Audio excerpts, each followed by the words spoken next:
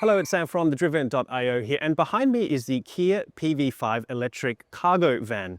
Priced at $55,990 before on roads, it's not the first electric van to hit Australian shores, but it's certainly one of the more affordable ones, starting deliveries from just a few weeks' time from now. Now in Australia, we buy about 7 utes for every one van. So the question is, can the PV5 level the playing field a little bit more in the light commercial segment? Okay, so sitting inside the Kia PV5 cargo electric van, and I'm looking at it and I'm seeing some differences, but also some things which are quite familiar in terms of what you'd normally see in a Kia electric passenger vehicle. A 7.5-inch instrument cluster and the 13-inch center screen is actually something I've not really seen a whole lot of in Kia vehicles. And they've also created a operating system which is different to the one you'd normally see in other Kia vehicles. It's kind of deliberately just for the PV5, as I understand.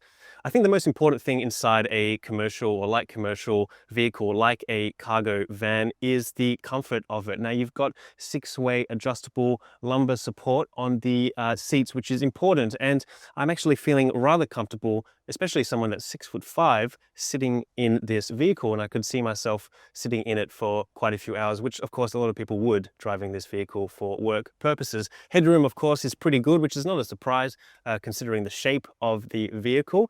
Interestingly, you do have obviously a rear view mirror, but unless you move this piece of steel behind you, it effectively just becomes a vanity mirror if you're someone that likes to do your hair and brush your teeth in the morning. Surprisingly not digital, but it does make up for the fact that on the center screen you do have a digital rear view camera that you can leave on whilst driving. Otherwise, you've got 2 USB-C ports in the middle here and a wireless Qi charger as well, which is good. I like the fact that you've got a column-mounted gear selector, which leaves a little bit more space in the center, and there is a good amount of storage space in here. 2 cup holders and quite a few different compartments where you can put your little bits and pieces. And one thing I particularly like is this storage compartment, which is actually on the dash of the van. Perfect for just, your bits and bobs, maybe some papers and invoices which have not yet been paid. Otherwise, you do have this armrest here, which is good, an added little bit of comfort for someone who's going to be in this vehicle for many hours in a row. And something that's going out of trend, but actually is in this vehicle, is a glove box. It's not just for gloves. It can actually be useful for other bits and bobs, and you're starting to see them a little bit less, particularly in electric vehicles, but we do have it here in the PV5 as well. Most of the controls are being controlled by the touchscreen itself, and there's a few buttons underneath it just for parking and camera settings, as well as auto hold as well. You've got some buttons, of course, on the steering wheel, which is good for just shortcuts to the multimedia settings. But otherwise, it feels like of course, a utilitarian style interior, but you're not really missing out on too many of the luxury comforts that you would expect to find in an electric passenger vehicle either. So let's look at the charging position for the PV5. Now it's located at the front of the vehicle, and you have AC charging of up to 11 kilowatts, and you have DC charging of up to 128 kilowatts, getting you from 10 to 80% in about 30 minutes. Okay, so now I'm in the back of the PV5 cargo, and this is obviously where the numbers are the most important. So I'm no tradie, but when I look at the space in a van, let alone an electric van, which is built on an electric platform, by the way, I wonder why they aren't selling as many as the classic utility vehicles in Australia. You're getting 740 kilograms of maximum payload here and 4,420 liters of maximum cargo space. You're also getting a very generous amount of vehicle to load, which you can access at the rear here of the vehicle with a maximum output of 3.6 kilowatts, which is quite generous compared to what you would normally get in a lot of standard electric SUVs or passenger vehicles in the Australian market. What I also like about the fact that you have all your tools and all your belongings actually protected under a roof, lockable. So perhaps if your tools like to be out in the rain, like to be out in the sun, and you don't mind the thrill of having them potentially stolen, a ute could be a better option. But I actually think that putting them in a protected area like a cargo van, I just wonder why they don't sell as many, or at least anything anywhere near what they sell in utility vehicles in Australia. So with all that said, let's actually get this thing out onto the road and see how it drives. I'm sitting inside the Kia PV5 cargo van, all electric, of course. Now, I'm not a van connoisseur, so I'm going to be giving my initial impressions. I've literally just jumped in this car and haven't actually given it a full inspection. So I'm really giving some raw opinions as to what the first impressions are for driving the vehicle. It's not the first time I've driven an electric van. I have driven the Ford E-Transit Custom, but it's certainly the first time I've driven a Kia electric van. That would make sense because they haven't released one yet until now. So I guess with a van, what I like to see is there's good peripheral vision.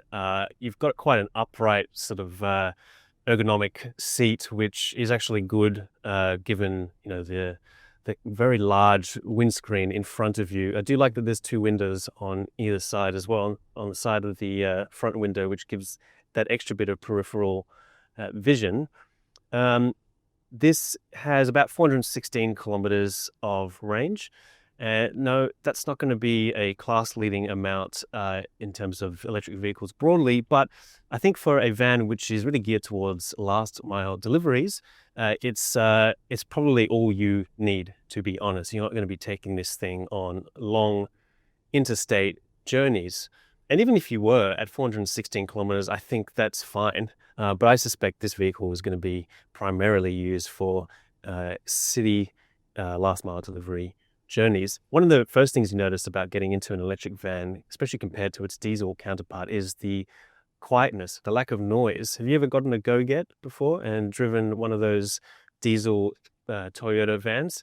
It can be quite loud. And imagine if you were driving that all day, every day, that would actually be quite a lot of noise pollution, which if you jumped into one of these, without being a delivery driver myself, I would imagine I'd be quite appreciative of the sound insulation that you're getting in an electric van. It is a front-wheel drive, which is interesting in the sense that my first thought is, how's it going to go with a big payload? At the moment, we're not driving with anything in the boot, so I'm experiencing driving this with an empty load at the moment. We're not looking here for 0 to 100 acceleration. In fact, the top speed in the Kia PV5 is 135 kilometers per hour. But if you're going to be doing that or anything more than that, you're probably not doing the right thing. So I don't see that as a major deficit. There's one thing which I do think is a bit of a deficit. I've just looked at this rear view mirror, and I've been trying to toggle it so I can turn on the digital mirror, and there is no digital mirror. I'm just looking at this this piece of stainless steel behind me, so I'm not really sure why that would be the case. There's not really much use for me. I mean, I guess if I want to do some makeup or brush my teeth, it might be useful, but in terms of actually using this for safety reasons and to look at the traffic behind, it's absolutely useless. So not really sure what the thinking is there, and why they wouldn't have a digital rear view mirror in the center. Otherwise, it feels quite spacious. I do like the sense of space in here. The doors on the side are quite low. There's good storage compartments based on first impressions, things for phones. There's a little bit of storage here, and in fact on the dashboard for papers. But it feels relatively comfortable and it drives, I guess the steering is light, you would say, but that's pretty normal for a van. You're not going to be looking for any sort of sport style handling, in my opinion. But I don't know, maybe if you're the kind of person that works as a last mile delivery driver and you also do a bit of F1 on the side, you might be a little bit disappointed with the handling. But if you're not, then I suspect you won't be complaining too much about it. Okay, so I've just done a little bit of fiddling more with the center infotainment screen. There is actually a camera, a rear view camera that you can bring up, which is good in the absence of a digital rear view mirror. I still think they should have this as digital, but it's also good that there is an option for a rear view camera that you can have appear in the center screen. Now, in terms of headroom, keeping in mind that I'm 6'5", plenty of headroom here, and that's that's due to the shape of the car, isn't it? I mean, we're sacrificing a little bit of aerodynamics and efficiency for the shape, but I'm feeling totally fine. So I suspect most people will feel pretty fine in terms of headroom and general space as well. It is a good amount of space. What I like is that because this is a vehicle which has been designed electric from the ground up, you can capitalize on some of the space savings from within the cabin itself. For example, at the bottom, you do have basically nothing except some space to put some bags and your feet if you really want to, I guess. But it's got a good amount of storage as a result, and I'm quite liking, I guess, just the general sense of space. It's definitely a utilitarian feel, but this is a light commercial vehicle, so we're not going to be trying to compare this to a Zeekr 7X or some of the more technologically focused electric vehicles on the market. There's actually not a whole lot of competition for the PV5 at the moment. There's a few on the market now. I think what will be interesting is to see how many people they can pull from the ute market. There's a lot of people driving utes who could probably benefit from a van. One of the reasons, apart from the fact that it's a much quieter experience, it's a lot more protective for your gear. You have vehicle to load, 3.5 kilowatts, which is excellent and means it's extremely helpful for powering tools and recharging your various tools or whatever it is they're using for the work that you do. So there's a whole bunch of benefits really to going to an electric van, at least on paper, from a utility vehicle or the classic utility vehicle that we see so much of in Australia, from obviously people who use it for work, but also just lifestyle users who use it for a trip to Bunnings maybe twice a year. In Europe, it's quite different. This is probably more common. In fact, it definitely is more common than a utility vehicle. A lot of light commercial vehicles are vans in Europe, and a lot of them are light commercial electric vans as well. So while this may seem like quite a jump from the traditional diesel utility vehicle in Australia, I guess you can rest assured that it's actually not much of a jump for many people, especially in the European markets. So when you're driving a light commercial vehicle like an electric van, what is it exactly that you're looking for? Is it acceleration? Probably not so much. I think some of the things you'd be looking for, and a little bit more important for a vehicle in this context, are suspension. How does it feel? So far, with an empty payload, suspension is reasonable.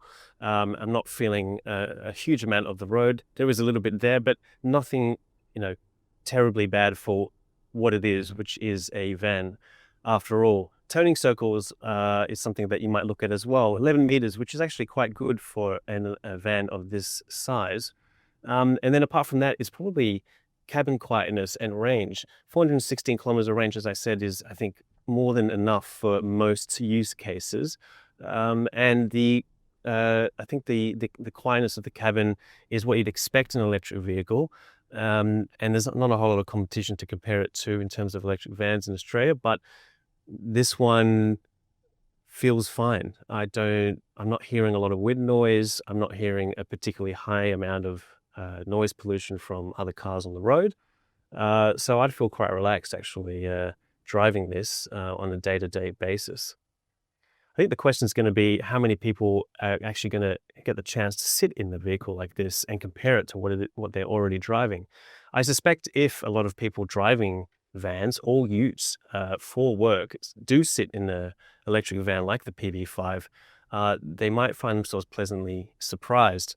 Once again, are we looking for an exceptionally quick vehicle? No. Are we looking for something that has incredible handling? No. We're looking for something that has practical inputs, vehicle to load, decent range, and of course, low costs in terms of maintenance, especially looking at the cost of petrol prices these days, and it's probably only going to get worse. So for fleet operators looking to reduce the cost of operating their fleets, imagine this could be something that would be quite interesting for them. So as a non-van driver, I'm finding this to be a reasonably calm experience. It's not rattling. I'm not getting a lot of bings and bongs. The ADAS system seems reasonably calm, which is actually quite a refreshing change for well, some of the EVs that you are getting at the moment do seem to scream and shout at you quite a lot. And that's probably the last thing that you want when you're driving this thing 5 or 6 hours a day for work. Interestingly, the head-up cluster, there's no head-up display, but there is a driver cluster ahead of the steering wheel. It's pretty simple, but displays the information fine. Now, the ADAS system in this car is actually quite good. I haven't found it to be particularly there's not a whole lot of bings and bongs. It's not screaming at me all the time. And you can actually hold the mute button to turn off notifications and sounds and bings and bongs for speed limit warnings and things such as that. There's no head-up display in terms of a virtual one on the road with the PV5, but you do get a driver cluster which displays the information that you need.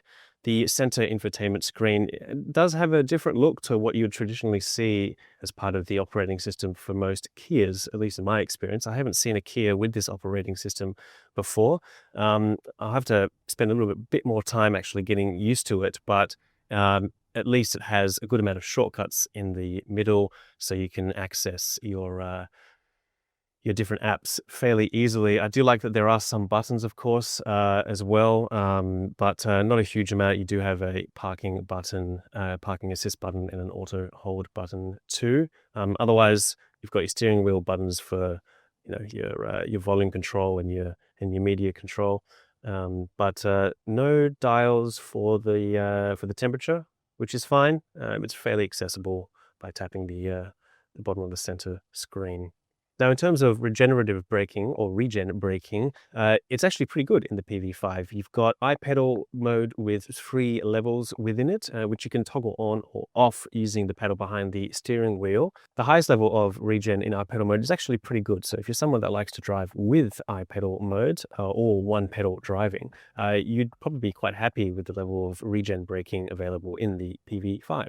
So that's a very quick first impressions of driving the PV5. It's important to note that this is actually an empty load, so it will be interesting to see how it drives with a full payload, and that's something that we'll be doing in the coming weeks, so stay tuned for that. I think the main thing about an electric vehicle like the PV5 is that it's nice to be able to drive a van that is relatively quiet. It's also nice to drive a van that doesn't feel like it's about to break in two every time you move forward or go over a speed hump. So there's a level of, I guess, I'm feeling reassured whenever I am driving an electric van, particularly comparing it to a diesel counterpart, mostly in terms of comfort, and that comes in the form of soundproofing and just in the lack of noise coming from underneath me. Now, the Kia PV5 may not replace Australia's beloved ute overnight, but with more secure cargo space, none other than diesel clatter, and lower operating costs, it may make a compelling argument that the smarter workhorse is the one with a roof.